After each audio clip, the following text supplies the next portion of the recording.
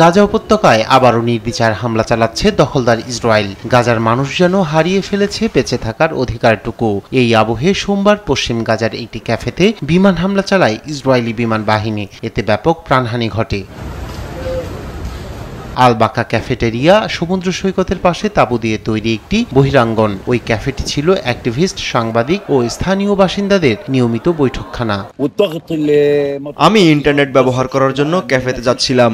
ঠিক কয়েক মিটার দূরেই একটি বিশাল বিস্ফোরণ ঘটে। আমি ঘটনাস্থলে ছুটে যাই। আমার সহকর্মীরা সেখানে ছিলেন, যাদের সাথে আমি প্রতিদিন দেখা করি। দৃশ্যটি ভয়াবহ ছিল। সবদিকে মরদেহ, রক্ত, সর্বত্র চিৎকার। গাজার হামাস পরিচালিত সিভিল ডিফেন্সের মুখপাত্র জানান, উদ্ধারকারী দল ওই ক্যাফেটেরিয়া থেকে 20-এর অধিক মরদেহ এবং কয়েক ডজন আহত ব্যক্তিকে সরিয়ে নিয়েছে। বিস্ফোরণের ফলে তৈরি একটি গভীর গর্তের মধ্য দিয়ে অনুসন্ধান চালাচ্ছেন তারা।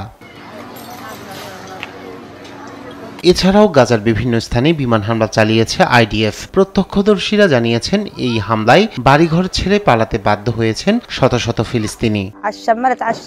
এ নিয়ে সপ্তমবার পালাতে হলো আমাদের। আবারও আমরা রাস্তায়। আমাদের খাবার নেই, পানি নেই, সন্তানরাও না খেয়ে আছে। এর চেয়ে মৃত্যুই এখন সহজ মনে হয়। এদিকে 50 জন জিম্মিকে মুক্ত না করা পর্যন্ত গাজায় যুদ্ধ চালিয়ে যাওয়ার হুঁশিয়ারি দিয়েছেন জাতিসংঘে ইসরায়েলের দূত ড্যানি ড্যানন।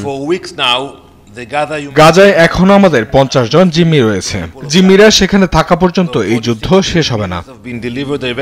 অন্যদিকে চলমান যুদ্ধবিরতি আলোচনার মধ্যেই যুক্তরাষ্ট্র সফরে যাচ্ছেন ইসরায়েলের প্রধানমন্ত্রী বেনিয়ামিন নেতানিয়াহু। আগামী 7 জুলাই ওয়াশিংটন সফরে যাওয়ার পর মার্কিন প্রেসিডেন্ট ডোনাল্ড ট্রাম্পের সঙ্গে হোয়াইট হাউসে বৈঠক করবেন তিনি। রাইহান কবির শুভ্র, নিউজ ডেস্ক, দেশ টিভি।